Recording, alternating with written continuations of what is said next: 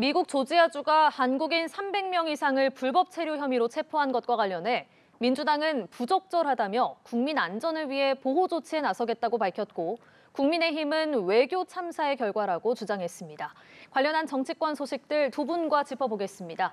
차재원 부산가톨릭대 특임교수, 김철현 경일대 특임교수 나오셨습니다. 안녕하세요. 안녕하세요. 네. 자, 미국 조지아주 한국 기업 한국인 체포 사태의 파장이 지금 커지고 있습니다. 민주당은 부적절하다면서 국민 안전 조치에 나서겠다고 밝혔는데 국민의힘은 700조 선물 보따리를 안긴 지 11일 만에 뒤통수를 맞았다면서 이재명 정부 실용 외교를 비판을 했습니다. 먼저 두 분께서는 지금 미국에서 벌어지고 있는 상황 어떻게 보고 계시는지 듣겠습니다. 먼저 말씀해 주시죠. 이번 사태와 관련해서 우리 입장에서는 상당히 조금 뭐랄까요, 황당한 측면이 분명히 있습니다만 이번 미국의 그 이민국 단속이 한국을 콕 집어서 했다고 보기는 조금 애매한 상황이 아닐까라는 생각이 듭니다. 왜 그런 말씀을 드리냐 하면 사실 트럼프 대통령이 지난 대선 과정에서 공약한 것들 중에 하나가 불법 이민자와 체류자들을 강제 추방하겠다고 하면서 올해 세운 목표가 100만 명이에요. 그런데 지금 현재까지 미국에서 진행되고 있는 이 단속과 추방의 이 실정을 보면요. 올해 한 50만도 채우기 힘든 그런 상황이에요. 그러다 보니까 트럼프 대통령과 그리고 지금 이것을 지금 집행하고 있는 관계 당국이 지금 발등이 불이 떨어진 상태예요. 그렇다 보니까 지금 심지어는 주방위군까지 동원해야 된다는 이야기가 나올 정도로 지금 상당히 지금 긴급한 국정 현안 중에 하나인데 문제는 그러다 보니까 그동안에는 일종의 뭐랄까요, 불법으로 이렇게 미국에 입국했다든지 그리고 경과 기간이 지난 이런 불법 체류자들 중심으로 단속을 하다가 지금 이 단속의 타겟이 어디로 변경을 했냐면 정상적인 비자를 소지하고 있다 하더라도 비자의 목적에 맞지 않는 활동을 하는 사람들을 위주로 하는 단속을 한다는 것이죠. 예를 들면 미국에 여행할 경우에는 여행 허가인 이스타 비자를 받잖아요. 그런데 미국에 가서 여행을 하지 않고 예를 들면 기업과 관련된 일을 할 경우에는 이것 또한 불법 체류로 본다는 것이고, 그리고 비환 비자라고 이 상용 비자가 있어요. 이 상용 비자 같은 경우는 이렇게 교육이나 훈련 목적으로 그러니까 가는 것인데, 그런데 그 사람들이 예를 들면 건설 현장에 가서 노동을 하고 있다고 한다면 이거는 문제가 있다고 보는 것이죠. 그래서 지금 이 단속의 폭을 넓히다 보니까 그러니까 이 합법적인 비자를 소지하고 있지만 비자의 발부 목적과 맞지 않는 사람들도 단속이 되는데, 그와 관련해서 아마 대표적으로 지금 타겟이 된 것이 현대하고 LG가 지금 짓고 있는 배터리 공장이 지목이 됐다고 볼 수 있는 것이죠. 이와 관련해서는 또 다른 측면도 분명히 있습니다. 어떤 측면이 있느냐? 자, 조지아에서 아주 큰 지금 공장을 짓고 있는데 거기에 한국 사람들만 와서 다 일을 하네? 그 주민들에 대한 주민들이 약간 좀 불만을 품는 그런 측면도 있다는 것이죠. 그러나 기업의 입장에서 봤을 때는 그런 현지 주민들을 고용하고 싶어도 이런 이 플랜트를 제작하고 초기에 가동을 하는 데는 일정한 기술이 필요한데 그런 인력을 찾기가 쉽지 않다는 거예요. 그러다 보니까 우리나라에서 필요한 인력들을 지금 긴급하게 수용하는 그러니까 이렇게 보내는 과정에서 이 미국에서 그러니까 이 적합한 비자를 발급하기가 힘드니까 마구 약간은 조금 이렇게 편법적으로 보낸 측면이 분명히 있는 것 같아요. 그러다 보니까 이런 부분들이 타겟이 되다 보니까 이번에 300명이 넘는 한국인들이 지금 이렇게 체포가 된 것인데 지금 국민의힘에서 이야기하듯이 우리가 엄청나게 지금 퍼주기를 하고 우리가 이렇게 뒤통수를 맞았다. 결과적으로 그런 측면이 분명히 있습니다만 그런 의도를 갖고 접근했다고 보기에는 조금 이르지 않나 하는 생각이 듭니다. 예. 어떻게 보십니까? 그래서 이거 단순한 이 불법 체류에 대한 단속이 아닌 걸로 보이거든요. 왜냐하면 지금 미국의 CNN 보도에 따르면 이것이 단속이라는 표현을 쓰지 않고 범죄 수사를 하고 있다. 연방 범죄를 위반했다고 얘기를 하고 있거든요. 특히 아마 이번에 보면 이민 단속국뿐만 아니고 FBI라든가 국토안보부라든가 그 마약 단속국까지 다 포함된 거기다 무장 장갑차가 동원이 되고 헬기까지 동원이 된 사안이거든요. 그렇기 때문에 저는 굉장히 오랫동안 치밀하고 정교하게 준비되어 온 작전이다 이렇게 볼 수 있는 건데, 사실은 이제 단순하게 불법 체류면은 예를 들어 남미에서 미국으로 들어온 경우에는 일자리가 없기 때문에 미국 일자리를 구해 들어가는 거지만 사실 우리나라 현대자동차라든가 LG 엔솔레 고용된 것 같은 경우에는 사실 어느 정도는 한국인 사업장이잖아요. 그렇기 때문에 불법 체류자들이나 불법 이민자들이 예를 들어 이 자택에 있거나 또는 호텔의 어떤 거주지에서 압수수색을 당했다면 전혀 상관이 없지만 이거는 한국인이 운영하는 현대자동차라는 네. 공장을 급습한 이런 사안이거든요. 그렇기 때문에 그분들은 어떤 일자리가 필요해서 미국에 온 것이 아니라 지금 당장 미국의 조지아주에 짓고 있는 그 공장을 완성시키는 데 필요한 숙련공들이 간 부분들이거든요. 그런데도 불구하고 현대자동차의 현지 법인과 전혀 아무런 상의 없이 이렇게 급습했다고 하는 부분들은 상당히 한국 정부에 주는 어떤 시그널탄이라고 생각해야 되는 부분도 있거든요. 그렇기 때문에 지금 저는 아마 한국 외교부가 이 사안을 지금 조금 단순하게 처리하려고 하는 것 같은데 지금 애틀랜타 총영사 정도 가서 이 문제를 저는 해결할 수 있는 사안이 아니거든요. 이게 보통의 불법 체류의 경우에는 아마 추방이라는 이런 절차를 거치겠지만 이런 사항은 연방범죄 내지 범죄 수사 개념까지 들어와 있기 때문에 저는 적어도 지금 한국 외교부 장관이 미국의 국무부 장관하고 통화 정도를 할 수 있어야 되거든요. 근데 지금 보면 한국 외교부 장관이 미국의 국무부 장관과 통화했다는 얘기조차가 돼 있지 않다는 것은 지금 미국 외교부하고는 지금 어느 정도의 채널이 지금 연락되어 있지 않다. 특히 한미 정상회담에서 저는 이재명 대통령이 트럼프 대통령과의 굉장히 좋은 어떤 스킨십을 보여왔는데 저도 이런 사안이면 특히 한국인이 300여 명이 지금 불법 체류라든가 이런 부분으로 해서 연방범죄법에 위반을 해서 수사를 받고 있는 부분이라면 저도 이재명 대통령이 트럼프 대통령하고 지금 한 라인을 통해서 전화 정도를 해야 되거든요. 왜냐하면 이 부분에 대해서 대통령이 직접 나서서 해결을 해야 되는 부분이지 애틀랜타 총영사 부분으로 해결할 수 있는 사안이 아니다. 그래서 지금 CNN의 보도에 나오는 여러 가지 부분들 보면 굉장히 지금 이 범죄 수사의 측면에서 접근하고 있기 때문에 이 부분을 굉장히 신중하게 생각할 필요가 있다고 보입니다. 예, 우리 정부는 지금 긴급 대책 회의에 나선다고 했고 그리고 현재 주 미국 대사관을 중심으로 현장 대응을 하고 있는데 트럼프 미국 대통령은 어떻게 말했냐면요. 자신도 몰랐다. 이민 단속국이 할 일을 한 것이다라고 밝혔습니다.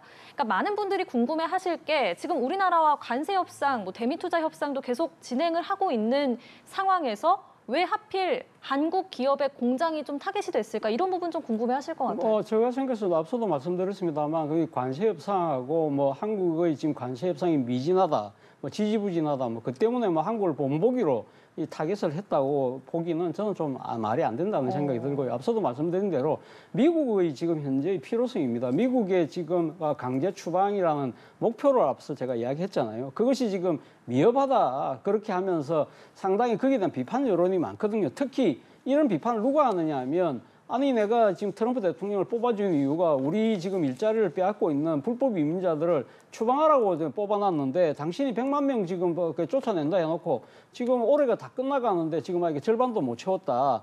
거기에 대한 비판이 상당히 지금 커지고 있기 때문에 지금 앞서 말씀하신 것처럼 이민 단속국뿐만 아니라 마약, 단속국 그리고 FBI 거기다가 주방위군까지 지금 완전 가용할 수밖에 없는 그 정도로 정치적으로 상당히 지금 그러니까 공경에 빠져 있는 사람이 바로 트럼프와 미국 공화당이에요. 그렇기 때문에 그들의 입장에서는 그러니까 이 대통령 선거 때 공약했던 그 숫자를 채워야 되는 그 급급함이 있는 것이죠. 그래서 앞서도 말씀드린 대로 초창기에는 불법적으로 미국에 이민한 사람들을 단속을 했는데 그 사람들이 다 지하로 다 숨어버렸어요. 그러다 보니까 이 사람들을 찾아내기가 너무 힘들잖아요. 그러니까 가장 좋은 것은 현장에서 지금 일하고 있는 사람들 중에 나름대로는 내가 합법적인 비자를 갖고 있기 때문에 난 단속 대상이 아닐 거라고 생각하는 사람들을 지금 타깃으로 한 거예요. 예를 들면 앞서도 말씀드린 대로 전자여행허가, 그러니까 이스타라든지 상용 비자, 비왕 비자를 갖고 있는 사람들 같은 경우는 내가 잠깐 여기 와서 잠깐 일하는 거, 미국 이민 당국이 어떻게 할까라고 생각해서 그렇게 가볍게 생각해서 이렇게 일을 진행했던 측면이 있죠. 그리고 또 하나는 지금 앞서도 제가 말씀드린 대로 그 조지아에서 이런 대규모 공장을 짓고 있는데 여기에 필요한 노동력을 조건에 맞는 노동자들을 구하기가 쉽지 않다는 거예요. 그러다 보니까 기업 입장에서는 내년 당장 빨리 그러니까 다 공장을 짓고 빨리 사업에 들어가야 되는데 이 공기가 계속 늦어지면 그만큼 또 손해가 나니까 그러니까 그러면 지금 한국에 있는 기술자들을 좀 필요한데 데리고 오자 이러는데 예. 문제는 거기에 필요한 비자가 E4 비자라는 비자가 있어요. 한국인 그러니까 취업 전용 비자가 있는데 우리나라 같은 경우는 지금 미국으로부터 단 한 장도 이 비자 할당을 받지 못하고 있어요. 지금 호주 같은 경우는 연간 15,000명, 그러니까 싱가포르 같은 경우는 5,600명, 뭐 칠레 같은 경우도 한 1,400명까지 할당을 받고 있는데 우리나라 같은 경우는 아직까지 E4 비자를 미국의 국무부로부터 받지를 못했다는 거예요. 그렇다고 한다면 현재 이 부분을 풀려고 하면 그러면 우리가 이렇게 대규모 투자를 하는데 현재 지금 기술 인력이 부족하니까 그래서 일단 당장 공장을 짓는데 한국에서 그럼 필요한 노동자들을 데리고 가야 되니까 여기에 대해서 그럼 미 국무부가 협조를 해라. 그래서 E4 비자를 빨리 좀 내달라. 그런 식으로 문제를 풀어야 되는 것이 아닐까라는 생각이 듭니다. 예, 그러니까 종합하자면 이제 트럼프 정부가 공약을 지키기 위해서 좀 깐깐하게 단속을 하는 것이지 특별히 한국을 겨냥한 것은 아니다라는 말씀인 그래서 것 그 같아요. 올해 그 불법 이민을 단속하는 들어간 예산 미국에서 편성한 예산이 200조 원이더라고요 보니까. 그러니까 아마 불법 이민자들을 어느 정도 단속하게 되면 그만큼 일자리가 새롭게 만들어진다 아마 그런 것 같은데 저는 이 현대자동차 같은 경우는 조금 다르게 보는 게 현대자동차가 조지아주를 비롯해서 이 미국에 투자기로 한 게 220조 정도 되거든요. 그러니까 어마어마한 신규 일자리가 만들어지는 부분이 있는데 예.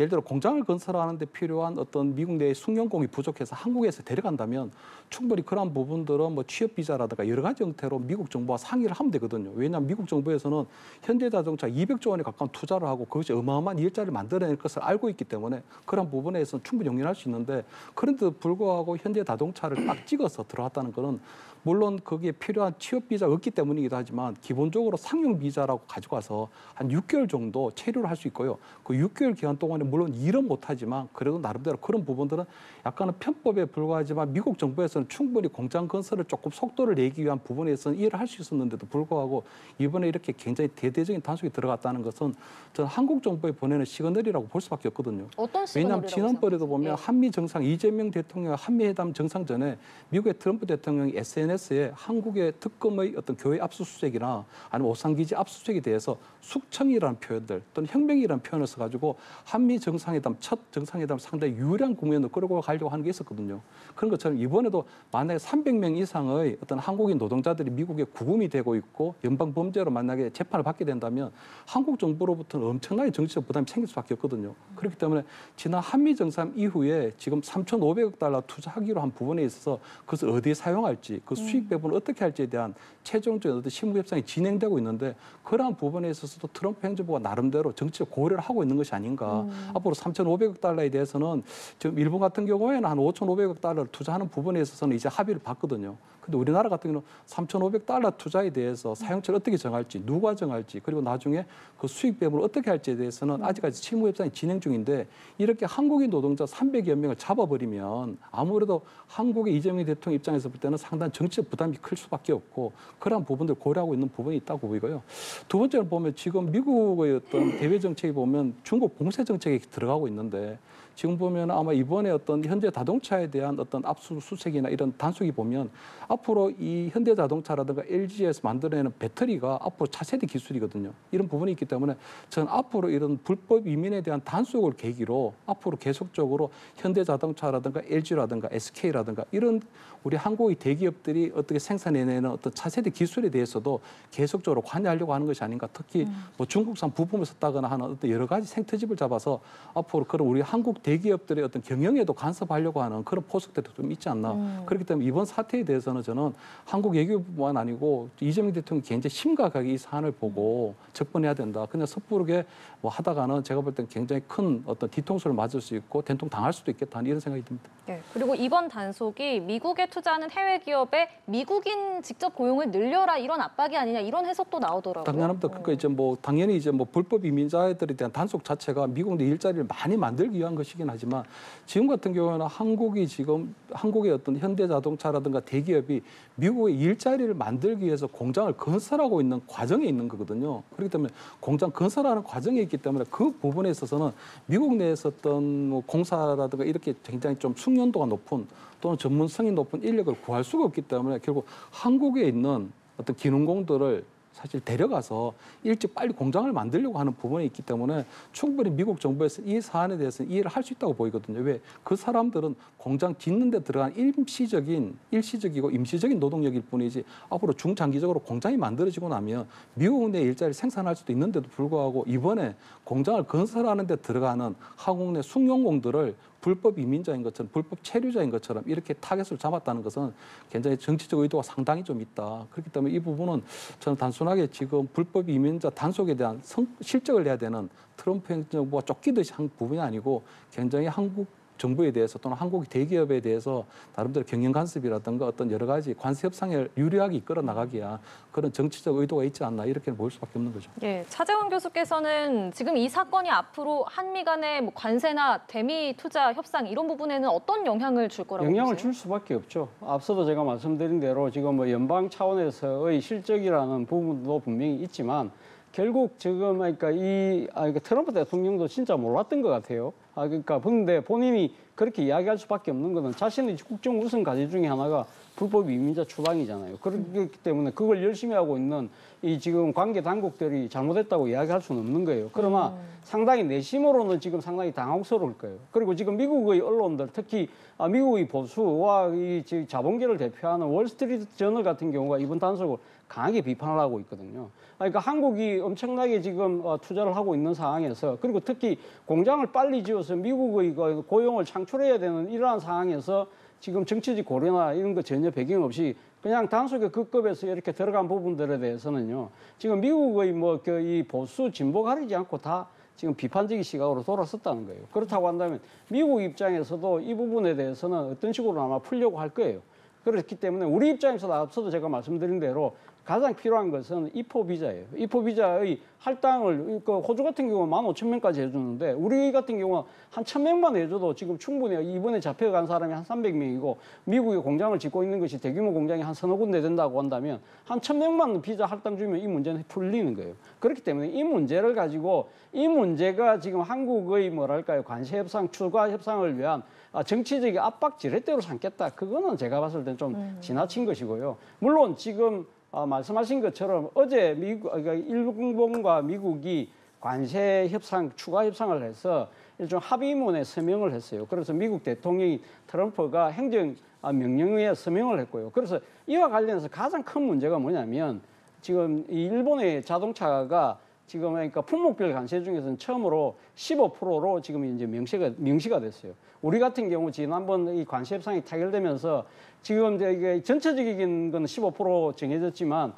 자동차도 그럼 15%를 맞추겠다고 구두 합의만 돼 있는 상태거든요. 예. 근데 이 부분을 빨리 지금 우리가 명시적으로 지금 합의문을 만들고 트럼프 대통령이 행정명령을 내려야 되는데 이 부분에 대해서 지금 미진한 이유는 결국은 지금 우리가 투자하기로는 3,500억 달러를 어떻게 그러면 투자를 할 것인가 이런 디테일한 부분에 있어서 양국 간에 상당한 지금 견해차가 있고 또 일본 같은 경우는 이 지금 합의 서명을 하는 과정에서 추가적으로 미국의 농산물을 더 사주기로 했어요. 우리나라 같은 경우도 미국이 모르긴 몰라도 쌀이나 다른 여러 가지 과일이나 그리고 특히 쇠고기 문제에 대해서는 계속적으로 요구했던 측면이 있기 때문에 이런 부분들에 대해서 견해차가 분명히 있는 것 같아요. 그렇기 때문에 이 부분은 그러니까 지금 추가적으로 관세 협상이 지금 미진한 부분들은 이런 디테일한 문제들 때문에 지금 이렇게 문제가 되고 있는 것이지 이번의 이 사태하고는 연결짓는 것은 제가 봤을 때는 우리가 괜히 그런 식으로 이야기를 하는 것 자체가 정치적 풍파를 만드는 측면도 있기 때문에 그것은 분리해서 볼 필요가 있다는 생각이 듭니다. 알겠습니다. 자, 국내로 시선을 돌려보겠습니다. 이재명 대통령이 오는 8일 취임 후 석 달 만에 여야 대표와 회동합니다. 의제는 특별히 정해놓지 않았는데요. 민주당은 회동 성사를 환영했고요. 국민의힘은 특검 수사와 여당의 일방적 국회 운영에 날선 반응을 보이고 있습니다. 관련 발언 직접 들어보겠습니다. 형식적인 악수가 아니라 민생 회복 그리고 경제 성장을 위한 그러한 새로운 출발의 계기가 되도록 진정한 악수가 되기를 바라는 마음. 특검법이나 특별재판부 설치와 같은 이런 법들로 인해서 협치도 막혀 있습니다. 이 문제를 풀 수 있는 것은 대통령이라고 생각합니다. 네, 회동에 대해서 여야가 얘기하는 톤이 조금은 다른 것 같습니다. 회동 분위기 어떻게 예상하십니까? 아무래도 지금 동상이몽이죠. 그러다 보니까 3인 3색이 노는 것이죠. 이재명 대통령 입장에서는 이번 이 지금 여야 지도부 회동 더 나아가서는 지금 장동익 대표의 단독 추가 회동을 통해서 본인이 추구하고 있는 일종의 협치, 소통 그리고 이걸 통해서 자신의 정치적 고용과 관용을 보여주는 그러한 하나의 중요한 계기로 삼겠다는 의지가 분명한 것 같아요. 그렇기 때문에 약간 무리하다고 판단될 수 있는 야당 대표와의 단독 추가 회동도 그 자리에서 바로 좋다. 내가 30분 더 만나겠다. 이런 것들을 보면 어떤 식으로든 이 지금 야당 대표와의 만남을 통해서 자신이 국민 통합을 하려고 하는 그런 모습을 분명히 보이겠다는 의지가 확실히 드러나고 있고요. 반면에 지금 장동혁 국민의힘 당대표 같은 경우는 좋아, 나는 지금 대통령이 순방 갔다 와서 의례적으로 밥 먹는 그런 행사는 안 갈 거야. 그렇기 때문에 그래서 내가 추가적으로 단독 회담을 요청했고 이것이 받아들여졌네. 그러면 내가 가서 지금 이 정부 여당이 하고 있는 여러 가지 뭐 이거 단독적인 그런 개혁 입법뿐만 아니라 지금 뭐 여러 가지 그 국회 내에서의 여당의 이거 뭐랄까요, 단독 운영, 국회 운영 이런 부분들을 부각시키는 하나의 이 계기로 삼겠다는 부분을 분명히 갖고 있는 것이고 반면에 민주당은 조금 어정쩡한 입장이 아닐까라는 생각이 듭니다. 정청래 당대표 같은 경우는 뭐 국민의힘하고 악수도 하지 않겠다고 이야기했던 상황이기 때문에 네. 과연 이 대통령이 주재하는 자리이긴 합니다만 마주보고 밥을 먹어야 되는 그런 상황이기 때문에 과연 악수는 해 마라 이런 것까지 고민할 정도지만 그러나 대통령이 나름대로 이 국민 통합과 이 야당과의 협치를 통해서 국정을 풀어나겠다는 그 부분에 대해서는 지금 민주당은 또 이렇게 저항할 수도 없는 거잖아요. 그러다 보니까 이번 뭐 지금 그 여야 지도부 회동에서 하나의 관전 포인트가 정청래 원내대표가 어떤 모습을 볼 것인가도 지켜보는 것도 하나의 재밌는 포인트가 아닐까라는 생각이 듭니다. 그러니까 악수를 할까 말까 지금 그것도 뭐 사실 단정을 할 수는 없지만 일단 박수현 수석 대변인은 진정한 악수가 되길 바란다라고 했는데 분위기 어떻게 예상하세요? 그래서 뭐 일단 뭐 이재명 대통령 들어와서 그리고 또 이제 여야 간의 새로운 지도가 첫 구성이 되고 난 다음에 만남이거든요. 그렇기 때문에 저는 아마 이재명 대통령이 과거에도 보면 야당 대표 시절에 윤석열 대통령이 만나주질 않아서 굉장히 좀 서름도 느끼고 아쉬움이 많았기 때문에 아마 본인이 생각하는 협치는 야당을 국정의 파트너로 생각해서 아마 이런 뭐 지도부 회동을 영수회담이라고 부르기는 굉장히 거북해 하시지만 하는 걸 보이고요. 저는 지금 가장 중요한 것은 국민의힘의 입장이라고 보이거든요. 국민의힘이 이재명 대통령을 만나서 야당으로서의 어떤 어려움을 하소연하거나 또는 민주당 입법 폭주에 대해서 고자질하러 가서 만나는 게 아니거든요. 왜냐하면 기본적으로 아마 이재명 대통령 입장은 뭐 명백하거든요. 당정은 분리돼 있고 아마 당에서 하는 일에 대해서 대통령 입장에서 이래라 저래라 할 수가 없다. 그렇기 때문에 그 부분은 본인에게 얘기해봤자 아무런 의미가 없다는 걸로 생각되고요.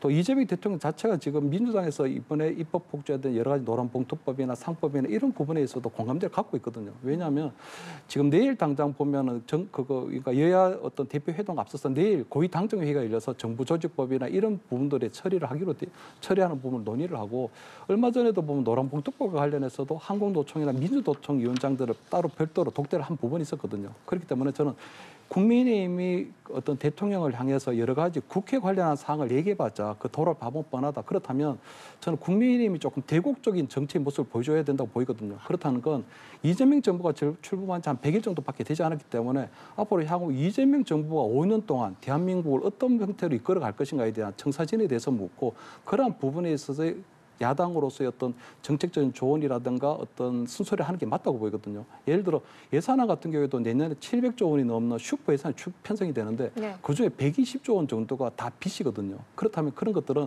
미래에서 씨앗을 갖고 왔을지 모르지만 미래 세대에 대해서는 빚더미를 안겨주는 거랑 마찬가지이기 때문에 그러한 부분에 있어서 예산 편성이 맞느냐. 특히 예산의 내용도 보면 생산성 예산이 아니라 굉장히 소비성 예산들. 예를 들어 뭐 농민에 대한 기본소득 수당을 준다거나 또는 아동수당을 올려준다거나 또는 지역 화폐를 많이 늘린다거나 이런 부분들은 굉장히 뭐 쿠폰 경제에 가까운 소비성 예산이기 때문에 그런 문제에 대한 문제들 그리고 아마 대북 문제에 있어서도 지금 보면 대북 해법을 최근에 제시했는데 보면 대북 동결을 한다고 있거든요. 북한 핵을 동결하고 축소하고 비핵화한다는 건데 동결한다는 것은 결국 북한의 핵무기를 인정하겠다는 거랑 마찬가지거든요. 그렇다면 그동안 해왔던 북한의 비핵화 해법하고는 전혀 상반하게 틀려지고 있기 때문에 그러한 부분에 있어서도 지금 경제의 정책, 그러니까 이재명 정부의 경제 정책은 뭔지, 외교 정책은 뭔지, 안보 정책은 뭔지 그런 부분에 대해서 얘기를 듣고 그런 부분에 있어서 대안이라든가 국민의힘이 보수 정당으로서 제시해야 되는 그런 부분이 있는 것인데 그렇지 않고 만약에 특검이라든가 또는 내란 재판 특별부라든가 이런 사실은 국민의 어떤 민생과 동떨어진 이야기를 하게 되면 특히 뭐 국민의힘에 대한 최근의 특검의 압수수색이나 이런 부분들 얘기하게 되면 완전 민생과 동떨어진 그런 부분들을 또 폄하될 수 있거든요. 그렇기 때문에 저는 뭐 국민의힘 장동혁 대표가 대통령을 만났을 때 물론 특검에 대한 이야기를 하는 부분도 중요하지만 그보다 더 중요한 것은 앞으로 이재명 대통령이 출마한 지 100일밖에 되지 않았는데 앞으로 향후 5년 대한민국을 어떻게 끌어갈 것인지에 대한 얘기를 하는 것이 좋지 않을까. 예. 그렇게 알겠습니다. 예상 의제까지 짚어주셨습니다. 지금까지 차재원 부산가톨릭대 특임교수, 김철현 경일대 특임교수 두 분과 정치권 이야기 나눠봤습니다. 고맙습니다.